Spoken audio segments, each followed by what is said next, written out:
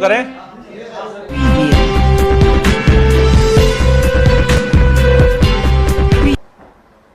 दिल्ली के अंदर दिवाली के बाद से प्रदूषण का स्तर लगातार बढ़ रहा था। आज प्रदूषण के स्तर में थोड़ा सा सुधार हुआ है, लेकिन अभी भी वो वेरी पुअर की कैटेगरी में है। दिल्ली में दिवाली के बाद जो प्रदूषण बढ़ा, उसमें मुख्य तौर पर दो सोर्सेज का उसमें रोल रहा। पहला, दिवाली के दिन पटाखे जो जलाए गए, पटाखे के धुएं ने जो दिल्ली के आस पड़ोस के राज्यों में पराली जलाई जा रही है, खासतौर से पंजाब, हरियाणा और उत्तर प्रदेश में, उसके धुएं के साथ मिलकर के दिल्ली के ऊपर एक स्मॉग की चादर जो है छाई हुई है। अभी भी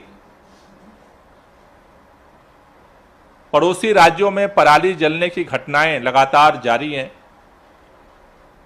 हमने केंद्रीय पर्यावरण मंत्री जी से निवेदन किया था कि एक संयुक्त बैठक केंद्रीय पर्यावरण मंत्री जी के नेतृत्व में राज्य के पर्यावरण मंत्रियों की की जाए। मुझे उम्मीद है कि जल्द ही केंद्र सरकार इस पर निर्णय लेगी, जिससे बाहर से जो पराली का पोल्यूशन दिल्ली के अंदर आ रहा है उसे कम किया जा सके। लेकिन दिल्ली के अंदर का जो पोल्यूशन है उसको कैसे हम और कर सकते हैं, जो हमारे हाथ में है। उसके लिए आज हमने दिल्ली के अलग अलग विभागों की संयुक्त बैठक की है, जिसमें दिल्ली सरकार के सभी विभाग, एमसीडी के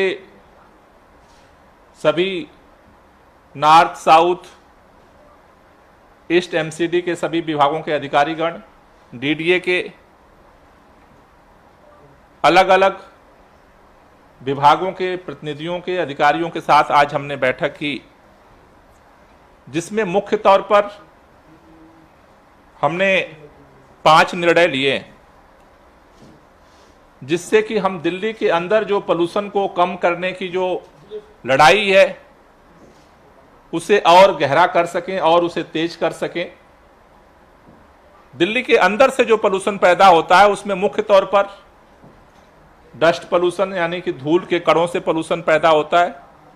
दूसरा, व्हीकल पोल्यूशन, जो गाड़ियों के धुओं से पैदा होता है। तीसरा, जगह जगह जो कूड़े ओपन में जलाए जाते हैं, पत्तियां जलाई जाती हैं, ओपन जो बर्निंग होती है उससे पोल्यूशन बढ़ता है। और दिल्ली के अंदर जो पराली होती है अगर वो जलती है तो उससे पोल्यूशन बढ़ता है। मुख्य तौर पर ये 4 सोर्स हैं जो दिल्ली के अंदर के पोल्यूशन को बढ़ाते हैं। आज हमने जो निर्णय लिया है कि बाहर से जो पराली जल रही है उससे तो हम अभी नहीं रोक पा रहे हैं, लेकिन दिल्ली के अंदर जो जगह जगह ओपन बर्निंग है उसको रोकने के लिए पूरे दिल्ली के अंदर 11 नवंबर से 11 दिसंबर तक 1 महीने का ये सघन एंटी ओपन बर्निंग कैंपेन हम लॉन्च कर रहे हैं। इसके लिए अलग अलग 10 विभागों को ये जिम्मेदारी दी गई है, जो अपने टीमों को गठित करके और इस अभियान का हिस्सा बनेंगे। ये संयुक्त अभियान होगा जिसमें डीपीसीसी, ईडीएमसी, रेवेन्यू विभाग, DDA, north DMC, SDMC, development department, DSIDC, irrigation flood department और डीसीबी, ये 10 विभाग जो है मिल करके इस अभियान को चलाएंगे। दिल्ली के अंदर कहीं भी अगर कूड़ा जल रहा है, ओपन बर्निंग हो रही है, तो इसको कंट्रोल करने के लिए काम करेंगे। अभी इसके लिए जो डिपार्टमेंट ने अभी जो हमें रिपोर्ट दी है, टोटल इन 10 विभागों ने मिला करके 550 टीमों को गठित किया गया है। ये जो 550 टीमें हैं ये डे और नाइट में डिवाइड होंगी। डे में 304 टीमें काम करेंगी अलग अलग हिस्सों में दिल्ली के, और नाइट में 246 टीमें पेट्रोलिंग पे रहेंगी, जो इस तरह के ओपन बर्निंग के जो केसेज हैं उनको कंट्रोल करने के लिए काम करेंगी।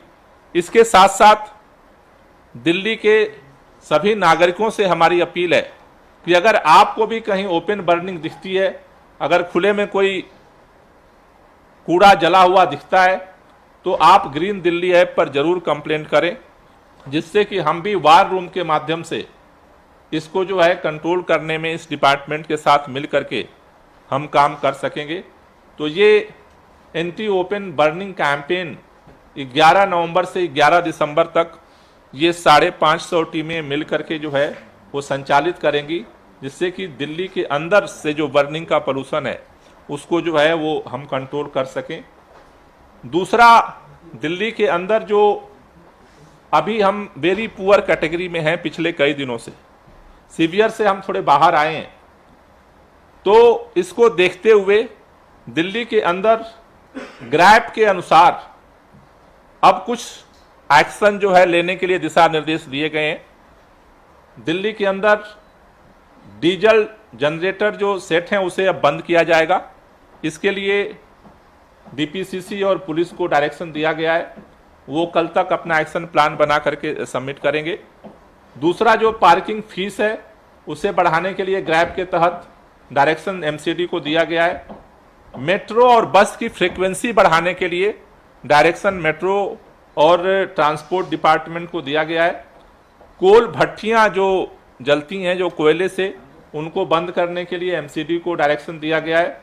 और आरडब्ल्यूए को, जो आरडब्ल्यूए अपने अपने सोसाइटी के लिए जगह जगह गार्ड्स रखती हैं, उन लोगों को हीटर आरडब्ल्यूए को देने के लिए दिशा निर्देश एसडीएम्स को दिया गया है। एसडीएम इसको इंश्योर करेंगे कि उन लोगों को हीटर दिया जाए, जिससे कि वो रात में जो अलाव जलाते हैं उससे जो प्रदूषण होता है उससे बचा जा सके।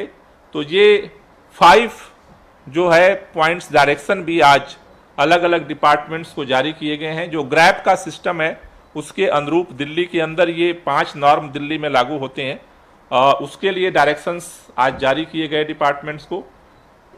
तीसरा, हमने पिछले महीने 8 अक्टूबर से 30 अक्टूबर तक दिल्ली में डस्ट पोल्यूशन को, धूल के प्रदूषण को रोकने के लिए एंटी डस्ट कैंपेन चलाया था। अभी जो परिस्थितियां बनी हैं उसको देखते हुए एंटी डस्ट कैंपेन का सेकेंड फेज जो है वो चलाने का निर्णय लिया गया है। 12 नवंबर से 12 दिसंबर तक ये next phase, second phase anti dust campaign का हम शुरू करेंगे, जिसमें दिल्ली के अंदर डीपीसीसी के अलावा सभी एजेंसियां मिल करके ज्वाइंट जो है इस पर जो है वो अभियान चलाएंगी। सभी विभाग मिल करके सभी विभागों को एंटी डस्ट सेल बनाने का डायरेक्शन दिया गया है कि सभी विभाग एंटी डस्ट सेल बनाएंगे जो इस पर फोकस करेंगे, और डीपीसीसी इसको जो है कोऑर्डिनेट करेगा, और सभी विभाग मिल करके ये एंटी डस्ट कैंपेन का ज्वाइंट एक्शन प्लान जो है वो 12 नवंबर से 12 दिसंबर तक ये हम लोग जो है सेकेंड फेज जो है लॉन्च करने का हमने निर्णय लिया है। और जो फर्स्ट फेज हमने चलाया था उसमें लगभग 2500 साइटों का इंस्पेक्शन डीपीसीसी के द्वारा किया गया था, जिनमें से 2000 साइटों पर कंप्लायंस सही पाई गई थी। लगभग 450 साइट ऐसी थी जहां उल्लंघन पाया गया था, और उनके ऊपर 1,23,00,000 का जुर्माना जो है उनके ऊपर लगाया गया था एंटी डस्ट कैंपेन के दौरान।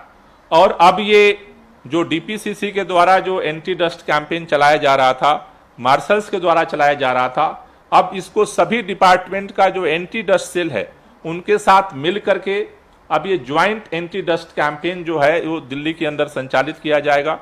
डेली बेसिस पे हम उनकी रिपोर्ट को भी गैदर करेंगे कि किस डिपार्टमेंट ने किस दिन कहाँ पर जो है मॉनिटरिंग किया, कहाँ पर चालान किया। इसके अलावा चौथा जो निर्णय हमने लिया है कि इमरजेंसी मेजर के रूप में स्प्रिंकलिंग का, पानी के छिड़काव का, पीडब्ल्यूडी के द्वारा जगह जगह पानी के छिड़काव का अभियान हम शुरू कर चुके हैं। हमने जो है दिवाली के अगले दिन से ही अभियान को शुरू कर दिया था, लेकिन इसमें अब एडीएमसी, एनडीएमसी और साउथ म्युनिसिपल कॉरपोरेशन, ये डीएसआईडीसी, कंटेनमेंट बोर्ड, ये सब मिला करके लगभग 400 टैंकर जो है वो अब सड़क पे उतरेंगे, जो जगह जगह पानी के छिड़काव का अलग अलग क्षेत्रों में काम करेंगे, जिससे कि जो पोल्यूशन का स्तर है उसको थोड़ा सा जो है वो कम किया जा सके, उसका जो इम्पैक्ट है उसको थोड़ा सा कम किया जा सके। और पांचवा जो हमने निर्णय लिया है पराली को लेकर के, दिल्ली के अंदर अभी तक 2300 एकड़ में बायोडिकम्पोजर के घोल का छिड़काव हो चुका है, लेकिन अभी हमने डायरेक्शन दिया है कि अपना मैन पावर कृषि विभाग बढ़ाएगा और 20 नवंबर तक हम 4000 एकड़ जो खेत में छिड़काव करने का एप्लीकेशंस आई हैं, जो डिमांड्स आई हैं, उसे 20 नवंबर तक इसे कंप्लीट किया जाएगा। तो ये मुख्य तौर पर हमने 5 जो है बिंदुओं पर आज निर्णय लिया है, और जिसके अनुसार जो प्रदूषण के खिलाफ जो अभियान है वो सरकार सभी डिपार्टमेंट्स के साथ मिल करके दिल्ली के अंदर का जो पोल्यूशन है उसे हम और कम करने का प्रयास करेंगे। और दोबारा हमने ये मिशन को और तेज करने के लिए अलग अलग डिपार्टमेंट्स को जो जरूरी डायरेक्शंस हैं वो दिए गए हैं। साथ ही साथ अगर कोई डिपार्टमेंट इन डायरेक्शंस को फॉलो नहीं करता है तो सभी लोगों को वार्निंग दी गई है। उन डिपार्टमेंट्स के साथ सख्त एक्शन के लिए भी जो है वो डीपीसीसी के तरफ से, एनवायरनमेंट डिपार्टमेंट की तरफ से हम इनिशिएटिव लेंगे। Thank you. कोई क्वेश्चन है तो ले लीजिए। सर, पराली की आज की ताजा स्थिति क्या है? किन राज्यों में सबसे ज्यादा पराली जलाई जा रही है? और मीटिंग के लिए आपने अपील की थी, क्या किसी भी तरह का लिखित, फोन, मैसेज, कुछ आपको जानकारी केंद्र सरकार से मिली? पराली तो अभी सबसे ज्यादा पंजाब में ही जल रही है, उसके बाद हरियाणा में है और उसके बाद उत्तर प्रदेश में है। अभी केंद्र सरकार से तो हमारे पास अभी कोई मीटिंग के लिए कम्युनिकेशन नहीं आया है। सर, पंजाब में सबसे ज्यादा पराली जलाई जा रही, क्या दिल्ली सरकार ने पंजाब सरकार से बातचीत करने की कोशिश की या सब कुछ आपने केंद्र पे छोड़ दिया? नहीं, दिल्ली सरकार के गाइडलाइंस को फॉलो नहीं करते, लेकिन अगर सीपीसीबी का गाइडलाइन पंजाब के भी सरकार को फॉलो करना पड़ेगा, तो इसलिए अगर केंद्र सरकार इनिशिएटिव लेती है तो उसका इम्पैक्ट दिखेगा। सर, मेरा सवाल थोड़ा हट के है कि दिल्ली सरकार ने मजदूरों का जो वेतन है उसे भी बढ़ा दिया है और 6 महीने के लिए मुफ्त राशन और देने की बात करी है, इस पर क्या कहेंगे? अभी इस पॉइंट पे बात कर लेते हैं।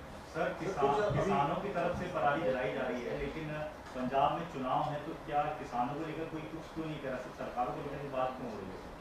नहीं, देखो, किसानों की तरफ से पराली जलाई जा रही है तो उनकी समस्या है, लेकिन राज्य सरकारों को इस पे निर्णय ले करके इस पे इनिशिएटिव लेने की बात है।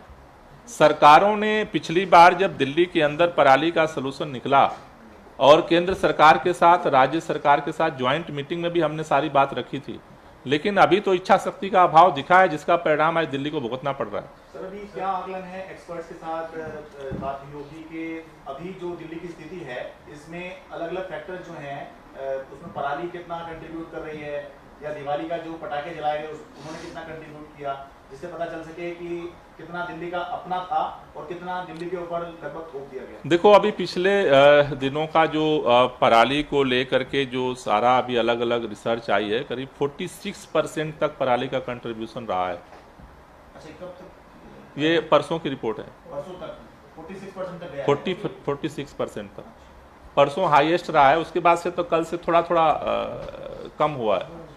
सर, यमुना पॉल्यूशन पे लेके एक सवाल है। When we talk about Yamuna pollution, तो फॉरेस्ट डिपार्टमेंट का एक अहम रोल रहता है। अनऑथराइज्ड कॉलोनीज से जितना भी वेस्ट वाटर आता है यमुना में मिलता है। दिल्ली में 1700 है, उसमें से 1 से 30 अनऑथराइज्ड कॉलोनीज हैं जहां पर फॉरेस्ट डिपार्टमेंट ने ट्री कटिंग परमिशन दी है ताकि वहां पर सीवर लाइन लगे। ऐसे ही STP, sewage treatment plants upgrade हुए हैं। कोहली और सोनिया के बारे में ये देखा गया 3 साल तक ट्री कटिंग परमिशन नहीं दी गई थी, तो एसटीपी अपग्रेड नहीं हो पाए। अभी 36 एसटीपीज अपग्रेड कर रहे हैं। क्या आप अपनी तरफ से ये कहेंगे अपने डिपार्टमेंट को कि ये ऐसे सारे प्रपोजल हैं क्लियर किए जाए? नहीं, वो जितने प्रपोजल हैं अगर मेरे पास आते हैं तो मैं इसको लेकर के बात करूँ।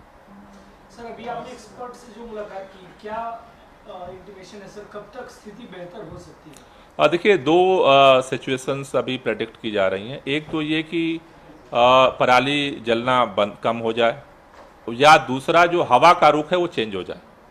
अगर हवा का रुख चेंज हो जाता है तो आज जो इम्पैक्ट है पराली का वो दिल्ली के ऊपर नहीं होगा। अभी उत्तरी हवा होने की वजह से पराली भी तेजी के साथ जल रही है और हवा भी उसको लेकर के दिल्ली आ रही है। तो ये दो प्रेडिक्शन है कि या तो हवा का रुख चेंज हो जाए तो उसका इम्पैक्ट कम हो जाएगा, या फिर पराली का जलना कम हो जाए। तो फिर दिल्ली का जो सिचुएशन है वो हम फिर इस स्थिति में होंगे कि हम जो 30 अक्टूबर की स्थिति में थे, एक हफ्ते पहले जो स्थिति थी, उस तरफ हम पहुंच सकते हैं। कब तक हो सकता है, कोई टाइमलाइन है आईएमडी की तरफ से? अब ये तो केंद्र सरकार एक तो या तो मीटिंग बुलाए तो राज्य सरकार कोई टाइमलाइन हमें दे। हवा का रुख कब चेंज होगा ये तो कहना मुश्किल है। गोपाल जी, ये पराली लेट से इस बार जलना शुरू हुआ है पंजाब में, ये कहा जा रहा है अक्टूबर में बारिश की वजह से लेट से जलना शुरू हुआ। क्या ये प्रदूषण का स्तर इसी तरह से ज्यादा समय तक बना रहेगा? पराली जलने में कितना समय लगेगा? राज्य सरकार से कुछ संपर्क हुआ है इस पे? कब तक ये स्थिति उधर से सामान्य हो सकती है? नहीं, देखो अभी तक जैसा मैं इसीलिए कह रहा हूं कि केंद्र सरकार से हम यही निवेदन कर रहे हैं कि एक इमरजेंसी मीटिंग बुलाने की जरूरत है, जिससे कि इन सारी स्थितियों को आधिकारिक रूप से जो है वो स्पष्ट हो सके। क्योंकि जिससे कि कहाँ पर क्या सिचुएशन है, क्या आकलन है, वो हर राज्य का डीपीसीसी का आकलन क्या है, इसीलिए हम चाह रहे हैं कि इमरजेंसी मीटिंग हो जिससे कि स्पष्टता बन सके। जहां तक आप कह रहे हो कि देखो पराली देर से जल रही है, लेकिन बुआई भी होनी है, तो इसलिए तेजी के साथ जो है ना, तेजी के साथ पराली जलने की घटनाएं बढ़ रही हैं। तो अगर सामान्य सिचुएशन में देखें तो तेजी के साथ किसान को अपने खेत को तैयार करना है, तो वो भी मतलब जल्दबाजी में है। लेकिन अगर हवा का रुख चेंज होता है तो जल्दी इसका इम्पैक्ट जो है वो दिख सकता है। सर, नासा से जो आप लोग इमेज दिखाते हैं कि इतनी जगह बर्निंग का ये प्रॉब्लम आ रहा है, क्या उसमें कुछ ट्रेंड नजर आ रहा है कम होते हुए या ज्यादा? थोड़ा सा कम हुआ है, थोड़ा सा कम हुआ है, जिसकी वजह से अभी हम जो गंभीर सिचुएशन में थे उससे थोड़ा सा अगर एक्यूआई का स्तर देखें तो थोड़ा सा जो है बदला है। सर पानी की स्थिति बढ़ाएंगे उन्होंने, क्या कह रहे हैं? पानी की बढ़ेगी जो वो कितना बढ़ेगी, डबल करेंगे उसको या? ये अभी एडीएमसी तय करके आपको बताएंगे। सर एक छोटा सवाल और लीजिए प्लीज। ग्रैब के अनुसार आपने बताया कि अलग अलग कदम उठाए जाएंगे। दिल्ली में जब पोल्यूशन बहुत ज्यादा बढ़ जाता है, निर्माण कार्य पर भी रोक लगा, सबसे पहले कंस्ट्रक्शन बैन होता है। वही बैन होता है। ऐसा कुछ दिल्ली में नजर नहीं आ रहा है, क्या ऐसा कुछ है अभी? नहीं, अभी जो है कंस्ट्रक्शन बंद से अभी वेरी पुअर कैटेगरी में है, तो अभी कंस्ट्रक्शन बंद करने के लिए डायरेक्शंस अभी जो ग्रैब है उसके अनुसार अभी वो सिचुएशन नहीं है। अगर सिचुएशन आती है तो फिर उस पर हम काम करेंगे।